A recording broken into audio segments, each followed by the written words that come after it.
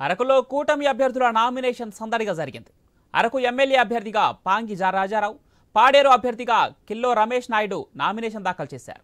ఈ కార్యక్రమానికి ముఖ్య అతిథిగా ఎంపీ అభ్యర్థి కొత్తపల్లి గీత హాజరై అభ్యర్థుల్లో ఉత్తేజాన్ని నింపారు. ప్రచార రథం నుంచి అరకు, పాడేరు నియోజకవర్గాల్లో ప్రజలకు అభివాదాలు చేస్తూ కూటమి అభ్యర్థుల్ని గెలిపించాలని ప్రజలను కోరారు కొత్తపల్లి గీత.